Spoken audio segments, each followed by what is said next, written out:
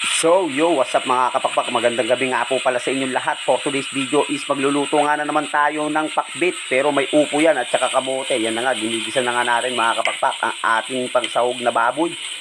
Na papabrown lang natin yan mga kapakpak. At syempre, lalagyan natin ng silver swan, sukang puti. Para matanggal ng onte ang kanyang langsa.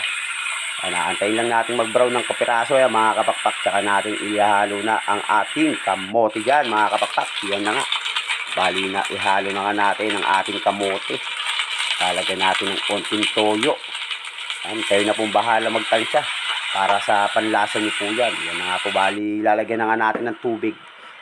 At aantayin na nga lang po natin kumulo mga kapakpak. Yan ha. Diba?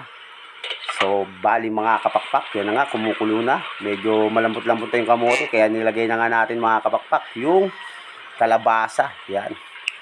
Yan na yung ibang gulay natin. Sabay-sabay na nga po natin ilalagay mamaya pag medyo malambot na. Yan na nga rin po pala ang ating sitaw mga kapakpak.